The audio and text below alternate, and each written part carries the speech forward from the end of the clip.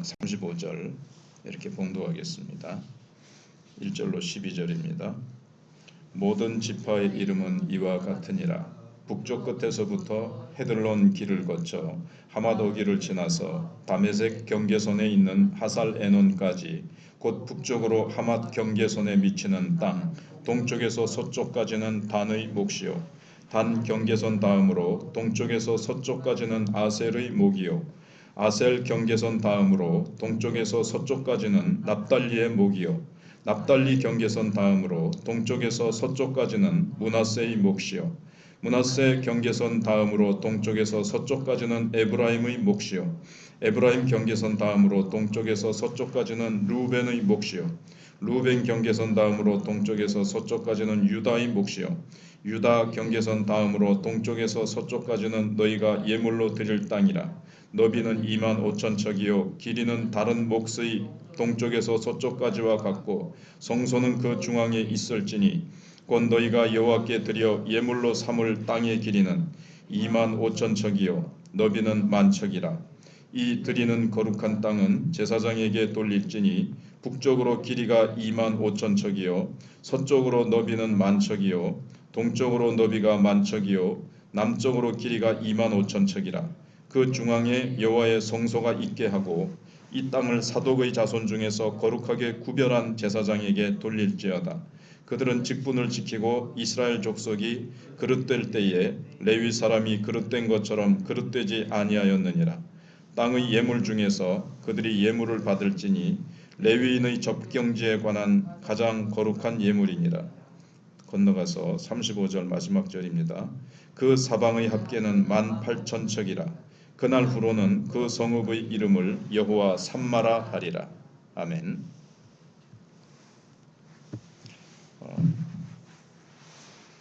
이제 하나님의 비전을 보여주시는데 48장 마지막 장은 최후의 이제 그 회복과 생존의 명령입니다. 에스겔은 바벨론 포로라는 절망적인 상황 속에서 사역을 했다는 것을 우리는 잘 알고 있습니다. 하나님은 그 중간에 보시면 그에게 피투성이라도 살라, 마른 뼈라도 살라 이렇게 말씀하시면서 강력한 회복의 의지를 보이셨습니다.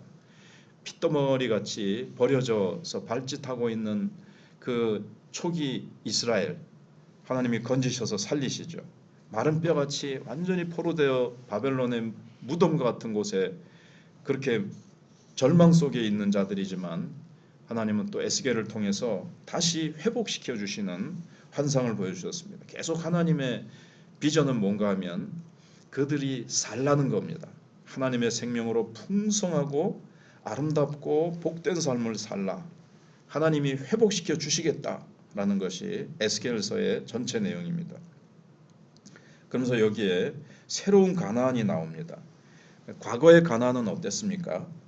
우상으로 오염되고 잃어버려졌습니다. 그런데 에스겔이 본 환상은 다시 성전 문지방에서 생수가 흘러나오는 것이 나오죠. 그러니까 하나님께서 생수로 인해서 황무지가 된 가나안 땅을 다시 회복시키시겠다라는 것입니다. 그리고 본질의 회복인데 이 땅은 인간의 수고로 세워지는 땅이 아니고 결국 이건 이제 하나님 나라를 상징하는 것이죠.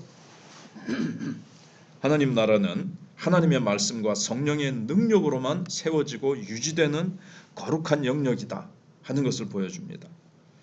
그래서 새로운 땅의 구조와 영적 원리도 보여주는데 에스겔 48장에 나타나는 이 땅의 분배는 과거 여호수아 시대의 복잡한 경계와는 달리 그냥 일직선으로 아주 단순하게 또 공평하게 그런 구조로 나타나고 있습니다. 북쪽에서 남쪽으로 12지파가 평등하게 땅을 딱 차지합니다. 이것은 모든 성도가 예수 그리스도의 몸에서 나온 한 형제이기 때문에 하나님 앞에서 동일한 가치를 지닌다 하는 것을 의미합니다. 누구는 하나님 앞에서 크고 누구는 작고 누구는 높고 낮고 하는 것이 아니라 하나님 앞에서 모든 하나님의 자녀들, 모든 하나님의 백성들은 동일한 가치를 지닌다 하는 것을 보여줍니다. 그 다음에 땅의 한복판에 거룩한 구역이 있습니다. 성전도 그렇고 제사장과 레위인들이 받는 땅도 그 가나안 땅의 딱 중심부에 있거든요. 이것은 무엇을 말하는가 하면 우리의 삶에 하나님을 섬기는 것이 우리의 중심에 첫 번째로 놓여야 된다는 겁니다. 우리의 예배, 이것이 우리의 삶의 중심에 놓여야 한다는 것을 보여줍니다. 그리고 이제 요셉이 갑절로 축복받는 게 나오는데, 요셉 지파는 원래 요셉 한 분깃만 받아야 되는데 그 자녀인 에브라임, 므낫세도 이제 조카잖아요. 다른 삼촌들에게 보면. 근데 조카들의 반열이 아니라 야곱의, 이스라엘의 자녀 반열에 서서 두 몫을 받게 됩니다. 왜냐하면 요셉은 이 가족을 살리기 위해서 연단받고 고난당한 자이거든요. 하나님께서 거기에 대해서 몫을 챙겨주십니다. 우리도 이 땅에서 하나님의 나라를 위해서 더 고난받고 더 수고하고 더 눈물 흘릴 때에 하나님께서는 거기에 대해서 하나님께서는 반드시 잊지 아니하시고 상을 주신다는 것을 알 수가 있습니다. 마지막으로 여호와 삼마가 나오죠. 여호와는 거기 계신다, 이런 뜻입니다. 결국 하나님의 임재가 완성이 됩니다. 어제도 생각해 봤습니다마는 그 성전의 환상을 여러 장에 걸쳐서 보여주셨는데 거기는 이제 빈 공간이었습니다.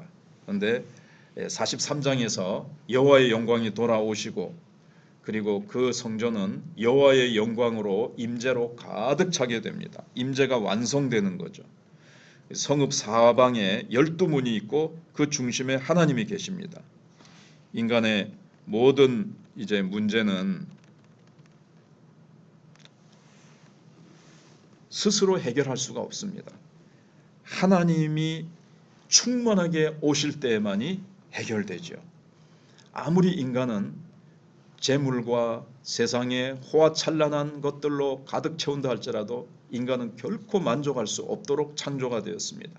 하나님의 형상으로 창조되었고 하나님의 영광으로 가득 찬 존재로 하나님과 교제하도록, 교통하도록 만들어진 존재이기 때문에 이 땅의 것은 아무리 가져도 솔로몬이 말한 것과 같이 헛되고 헛될 뿐입니다. 하나님의 영광으로 가득 차야 되는 거죠. 근데 우리가 잘 아는 대로 우리가 신약시대 때 성전이 되었습니다. 그래서 우리가 성령의 충만함을 받으라, 에베소서 5장 18절에 말씀하시죠. 우리가 성령의 충만함을 받을 때 하나님의 영광이 우리 안에 늘 충만하게 되는 것이고, 우리가 가정에 가든 우리가 직장으로 가든 우리가 어디로 가든 여호와는 어디에 계시는 겁니까? 내가 가는 곳에 여호와는 거기 계시는 겁니다. 그러니까 우리가 여호와의 삼마가 되는 것입니다. 그리고 결론적으로 더 말씀드리면 성령의 공급을 우리는 늘 받는 삶이어야 됩니다. 그러니까 우리는 떡으로만 살 것이 아니다 이랬거든요. 땅의 것이 있어야 돼요. 우리는 이 몸은 땅에서 났고 이 물질적인 존재입니다. 그러나 떡으로만 사는 것이 아니고 하나님의 입으로 나오는 말씀이요, 말씀은 곧 영이라고 생명이라고 요한복음 6장 63절에 말씀하고 계시는데, 하나님의 말씀으로 살고 우리 삶의 중심에 예배의 삶이 있어야 되고, 그 다음에 성령의 생수가 늘 흘러나와서 성령의 생수가 12나무 거기에 철마다 과실을 맺고 그 잎사귀도 약재료가 되는 것처럼 우리가 하나님이 심으신 아름다운 나무가 되어서 성령의 열매를 맺고 우리가 성령으로부터 계속 능력을 공급받아서 우리 속에 성령의 생수가 늘 강같이 흘러나와서 우리는 성령의 공급하는 생명력, 말씀이 공급하는 생명력, 그것을 계속 공급받아서 우리는 살아갈 때 내가 가는 곳마다 여호와 삼마, 하나님이 나와 함께 하셔서 하나님께서 나를 통로로 사용하셔서 많은 자들을 살리시고 또 잎사귀도 약재료가 되듯이 우리를 통해서 많은 자들이 고침을 받고 치료를 받고 상처 입은 자들, 낙심한 자들, 외로워하는 자들에게 우리가 성령의 생수를 흘려보내 주어서 그들을 위로하고 그들을 세워주는 그러한 하나님의 놀라운 자녀들, 하나님의 영광이 충만한 그런 삶들을 우리가 살아가는 것을 에스겔 48장이 결론적으로 우리에게 약속하고 있습니다. 하나님께서 신약시대 때 성령을 보내셔서 이 약속을 이루고 계십니다. 그 약속을 우리가 누리며 살아가시기를 주님의 이름으로 축복합니다.